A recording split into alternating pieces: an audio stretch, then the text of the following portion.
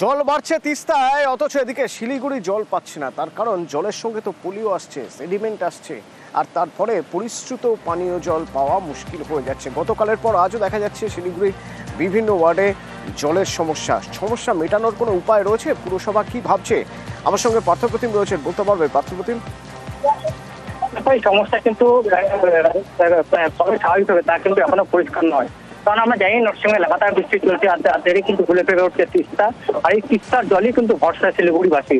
এবং এই তিস্তার জল গজলডোবা থেকে যখন ফুলবাড়ি যেখানে ওয়াটার ট্রিটমেন্ট প্ল্যান্টে আছে সেখানে পরিচালিত হয়, কিন্তু ভারী বৃষ্টির কারণে একই ঘোলাটে জল আসছে, সঙ্গে কাদা মাখা জল আসছে, সেখানে পলি জমছে এবং তার ফলে তার জেরেই কিন্তু সমস্যা তৈরি হচ্ছে। তবুও বিকল্প হিসেবে বিভিন্ন ওয়ার্ডে পুরসভা জলের ট্যাঙ্কার পৌঁছে দেওয়া হচ্ছে, জলের পাউচ পৌঁছে দেওয়া হচ্ছে, কিন্তু তাতেও কিন্তু একই তো জ্বলছে গরম। স্বাভাবিকভাবেই কিন্তু জল কষ্টে ঢুকছে গোটা শিলিগুড়ি। স্বাভাবিকভাবে তা নিয়ে সাধারণ মানুষ তাদের কিন্তু খুব কারণে উঠছে। যদিও মেয়র জানিয়েছেন দ্রুত পরিস্থিতি স্বাভাবিক করার চেষ্টা করা হবে, কিন্তু এই প্রাকৃতিক বিপর্যয় তার জন্যই কিন্তু এই অবস্থা। এই আগের পুর বোর্ডে যারা ক্ষমতা ছিলেন তারা যদি অল্টারনেটিভ কোনো ব্যবস্থা করেছেন তাহলে হয়তো শিলিগুড়ি মানুষকে আজকে এই দুর্দশার মুখে পড়তে হতো না।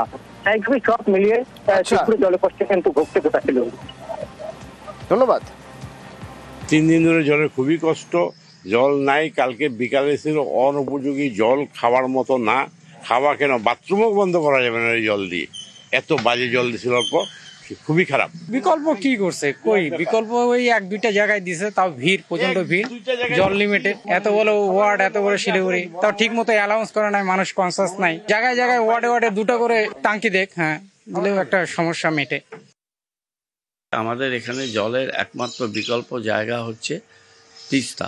এখনো বর্ষা ভালোভাবে শুরু হয়নি, তাতেই তিস্তার যে ভয়াল রূপ আমরা দেখতে পাচ্ছি, তাতে পুরসভা থেকে আমরা অল্টারনেটিভ অ্যারেঞ্জমেন্ট করছি। আমাদের বড় জল প্রকল্পটা চলছে। এই যে মানুষের অসুবিধা হবে জলের জন্য, আমরা আন্তরিকভাবে ক্ষমা প্রার্থী, কারণ এটা আমাদের হাতে নেই। এটা একটা প্রাকৃতিক অবস্থা। আমাদের কর্মীরা দিনরাত কাজ করছে, কিন্তু জলটা পরিশ্রুত মিনিমাম না পেলে সেটাকে ট্রিটেড করে মানুষের কাছে পৌঁছতে অনেক সমস্যা হচ্ছে। এর আগেও আমি বলেছি যে বর্তমান মেয়র বোর্ড পরিচালনা পরিষেবা দিতে তিনি অক্ষম। দ্রুত শিলিগুড়ি শহরের পানীয় জলের সমস্যা দূর করবার ক্ষেত্রে বিকল্প ব্যবস্থা কর্পোরেশনকে গ্রহণ করতে হবে এবং কবে নাগাদ এই জল সরবরাহ স্বাভাবিক হবে এই ব্যাপারেও ওনাদের একটা ধারণা মানুষের কাছে দেওয়া উচিত। তীব্র প্রতিবাদ জানাচ্ছি, বিধানসভায় বিষয়টি তুলব। হাওড়া 43 নম্বর ওয়ার্ডে জলের সমস্যা। তো হাওড়ার এই 43 নম্বর ওয়ার্ডের জলের সমস্যা মেটাতে এবার উদ্যোগ নেওয়া হচ্ছে। কি করা হচ্ছে না, 3টে পাম্পিং স্টেশনের ব্যবস্থা করা হচ্ছে, যার জন্য কোটি টাকা খরচ হবে। কিভাবে কাজ করবে এই 3টি পাম্পিং স্টেশন, কতদিনের প্রজেক্ট, জানবো। দেবাশিস রয়েছেন আমার সঙ্গে। দেবাশিস, দেখো, এই হাওড়া পুরসভার এলাকায় কিন্তু জমা জল সমস্যা একটা বড় সমস্যা। তবে অবশ্যই এর থেকে সব থেকে বেশি বড় সমস্যা হচ্ছিল এই হাওড়া পুরসভা 43 নম্বর ওয়ার্ড। তার কারণ হাওড়া পুরসভার মধ্য হাওড়া এবং শিবপুর বিধানসভা কেন্দ্রের প্রায় 7 থেকে 10টি ওয়ার্ড, এই ওয়ার্ডের জল কিন্তু পাস হয় এই 43 নম্বর ওয়ার্ড দিয়ে। অর্থাৎ এই 43 নম্বর ওয়ার্ডের ওপর দিয়ে গিয়ে ড্রেনেজ ক্যানেল রোডের যে ডবল ব্যারেল ক্যানেল আছে, সেই ক্যানেল দিয়ে জল পাস হয়। কিন্তু এই জায়গাটি একসময় গামলার মতন পরিস্থিতি, যেখানে সব ওয়ার্ডের জল এসে জমে থাকা এবং প্রায় বৃষ্টি কমে গেলেও 7 থেকে 10 দিন সেখানে জল জমে থাকতো। মানুষের সেই সমস্যা দূর করতে কিন্তু উদ্যোগী হয়েছে হাওড়া পুরসভা। ইতিমধ্যেই প্রায় 1 কোটি টাকা খরচা করে সেখানে 3টি পাম্পিং স্টেশন এবং সবচেয়ে বড় বিষয় হচ্ছে রিজার্ভার। যে জলটা জমা হবে সেটি সরাসরি রিজার্ভারে চলে আসবে এবং সেখান থেকে পাম্প করে ড্রেনেজ ক্যানেল রোড দিয়ে শৈলেন মান্না সরণি দিয়ে সেদিকে খালে ফেলে দেওয়া হবে। ফলে এই উদ্যোগ যদি 43 নম্বর ওয়ার্ড নিয়ে একদম একটা স্পেশাল ড্রাইভ দিয়েছি আমরা। প্রথম যেটা করছি সেটা হলো আমরা 3টে পাম্পিং স্টেশন করছি। আমরা সেখানে বড় বড় রিজার্ভার তৈরি হচ্ছে, তার উপর পাম্প বসানো হচ্ছে, বড় পাম্প। এলাকার জলটা রিজার্ভারে এসে জমবে, দিয়ে আমরা নতুন পাইপ লাইন পাচ্ছি। আমরা আলটিমেটলি অনেকটা এগিয়ে গিয়ে ব্যারেলে ফেলবো জলটা। যার ফলে কি হবে, ওয়ার্ডের যে জলের মানে জমাটা, সেই টাইমটা অনেক কমে যাবে। যত দ্রুত সম্ভব আমরা ওই অঞ্চলের মানুষকে জলের যন্ত্রণা থেকে মুক্তি দিতে চাইছি। কথায় বলে মন ভালো থাকলেই নাকি অর্ধেক রোগ সেরে যায়। তো মন ভালো থাকবে কিভাবে যদি হাসপাতালের বেড সেই এক রঙা চাদর, একই রকম চাদর, যা দেখলেই মনে হয় এ তো হাসপাতালের বেড। যদি এমন হয় যে হাসপাতালের বেডে সপ্তাহে 7 দিন 7 রঙের চাদর দেওয়া হবে, তাহলে বর্ধমান মেডিকেল ঠিক এরকম একটা ভাবনা চিন্তার জায়গা থেকে হাসপাতাল আরও বেশি সাফসুতরো, শুধু তাই নয়, একটু রঙিন করার চেষ্টা করছে। সাদা কালো থেকে একটু রঙিন, তাতে হয়তো মানসিকভাবে অনেকটাই চাঙ্গা হয়ে উঠবেন রোগীরা। আর সেই জন্যই এবার ব্যবস্থা করা হচ্ছে এই 7 দিনের 7 রঙা বেডশিটের। মেকানাইজড লন্ড্রির সঙ্গে গাঁটছড়া বাঁধা হয়েছে, যেখান থেকে কাঁচা বেডশিট, বেড কভার তা আনা হচ্ছে।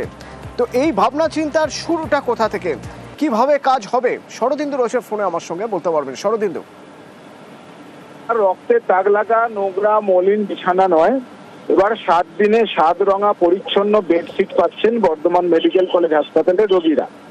বোলপুরে তৈরি হচ্ছে যন্ত্রে বেডশিট, বালিশের ওয়ার, পোশাক কাচার কাজ। আর সেই মেকানাইজ লন্ড্রির কাঁচা বিছানার চাদর, পোশাক চলে আসছে বর্ধমান মেডিকেলে। শুধু যে বর্ধমান মেডিকেল তাই নয়, বোলপুর মহকুমা হাসপাতাল এবং রামপুরহাট মেডিকেল কলেজ হাসপাতালেও এই মেকানাইজ লন্ড্রি থেকেই পোশাক যাচ্ছে। এই যে 7 দিনের 7 রঙা পোশাক, তা রোগীদের মানসিকভাবে সুস্থ করে তুলবে, তুমি যেমনটি বলছিলে, এই ভাবনা থেকেই রাজ্য স্বাস্থ্য দপ্তরে পরিকল্পনা পাঠিয়েছিল বর্ধমান মেডিকেল। কিন্তু বর্ধমান মেডিকেল কলেজ হাসপাতাল চত্বরে সেই জায়গা নেই, তার ফলেই বোলপুরকে বেছে নেওয়া হয়েছে এবং সেখান থেকেই এই 3 হাসপাতালে পোশাক পাঠানো হচ্ছে। বর্ধমান মেডিকেলে একটা স্টোর রুম করা হয়েছে, যেখানে কাঁচা পোশাক আসছে এবং যে পোশাক ব্যবহৃত পোশাক অন্য জায়গায় রাখা হচ্ছে। প্রতিদিন এখান থেকেই বোলপুরে পোশাক যাচ্ছে এবং বোলপুর থেকে কাঁচা পোশাক আসছে। ধন্যবাদ। খুব ভালো উদ্যোগ, দিন দিন চেঞ্জ হয়, রোগ জীবাণু কম হবে এবং রোগী তাড়াতাড়ি সুস্থ হবে, সংক্রমণ অবশ্যই কম হয়। এটা খুব ভালো বিষয়। এই 7 দিনে 7 রকম কালার থাকবে, এতে সংক্রমণটা কমবে। এটা ভালো সিদ্ধান্ত। আমরা স্বাস্থ্য ভবনকে অনেকদিন ধরেই আর্জি জানাচ্ছিলাম যেটা যদি মেকানাইজড লন্ড্রি করা যায়, খুব সুন্দরভাবে বেডশিট বেগুলো মেনটেন হবে এবং এগুলো জীবাণুমুক্ত করা সম্ভব হবে, কেন ওনারা বৈজ্ঞানিক পদ্ধতিতে এই জিনিসটা করবে। স্বাস্থ্য ভবন তারপরে এইটাতে রাজি হন। বোলপুরে ওনারা সেন্ট্রালাইজড একটা মেকানাইজড লন্ড্রি করেন। এটি 3000 বেডকে ওনারা সার্ভিস দেবেন। সেই 3000 বেডের মধ্যে আমরা যেমন আছি, বোলপুর হসপিটাল আছে, রামপুরহাট মেডিকেল কলেজ হসপিটাল আছে। এইটা করার জন্য পেশেন্টদের সর্বোপরি জীবাণুমুক্ত বেডশিট দেওয়া, সেটা আমরা করতে পেরেছি এবং 7 দিনে 7 রঙা বেডশিট চালু করা শুরু করেছি এবং পরবর্তী পদক্ষেপ হিসেবে আমরা মেকানাইজ ক্লিনিং চালু করব বর্তমানে।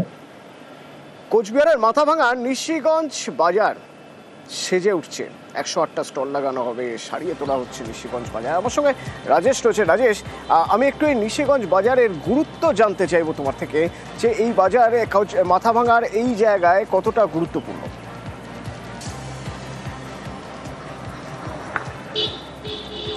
দেখো অতনু, মাথাভাঙা 2 ব্লকের এই নিশিগঞ্জ বাজার কিন্তু দীর্ঘদিনের পুরনো এবং এই নিশিগঞ্জ বাজারে মাথাভাঙা 2 ব্লকের বিস্তীর্ণ এলাকার মানুষ কিন্তু এই বাজারে আসে, কারণ শুধু কেনাকাটার জন্য না, নিশিগঞ্জ কিন্তু ব্যবসায়িক দিক থেকে অনেকটা উন্নত হয়েছে, যার ফলে কিন্তু দূর দূরান্ত থেকেও কিন্তু সাধারণ মানুষ ব্যবসার জন্য এই নিশিগঞ্জ বাজারে আসে এবং খুব মাথাভাঙার মধ্যে খুব গুরুত্বপূর্ণ হচ্ছে এই নিশিগঞ্জ বাজার।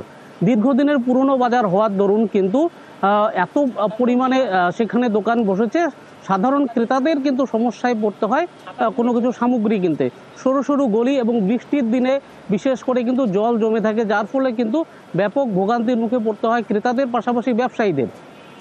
এবং পশ্চিমবঙ্গ সরকারের উদ্যোগে কিন্তু 5,50 লক্ষ টাকা ব্যয়ে নতুনভাবে আধুনিকরণ করা হচ্ছে এই বাজার। পুরনো দোকানগুলো ভেঙে ফেলা হচ্ছে এবং নতুনভাবে কিন্তু সেই বাজার। এত গিঞ্জি ছিল আগে, গলি ছিল না, জনগণ আসতে পারতো না, মা বোনদের অসুবিধা হইতো। এখন মার্কেট হওয়ার পরে গলি বড় হবে, ড্রেন হবে, খুব উন্নয়ন হবে, খুব ভালো হবে ব্যবসায়ীদের পক্ষে। জলমগ্ন হয়ে দেখতো, গলিগুলো সরু সরু গলি ছিল, অপরিকল্পিত ছিল বাজারটা একটু। আর এখন পরিকল্পনা ওই যে বাজারটা হচ্ছে আর কি সুন্দর সুসজ্জিত 8 ফিট গলি হবে, কয়েকটা সিঁড়ি হবে, বিল্ডিংটা দুইটা ছাদ একই সঙ্গে দুইটা ছাদ হওয়ার কথা, এগুলো চলছে। বেশ মোটা অঙ্কের একটা টাকাও গ্র্যান্ড হয়েছে এটার জন্য। 5,50,00,000 টাকা ব্যয়ে নিশিগঞ্জ পুরাতন বাজার পুনর্নির্মিত হচ্ছে, আধুনিকীকরণ হচ্ছে, যেখানে প্রচুর সংখ্যক ব্যবসায়ী উপকৃত হবেন এবং সাধারণ মানুষ যারা কেনাকাটা করতে আসবেন এখানে উপকৃত হবেন, সুবিধে লাভ করবেন। আমরা ধন্যবাদ জানাচ্ছি মাননীয় মুখ্যমন্ত্রীকে।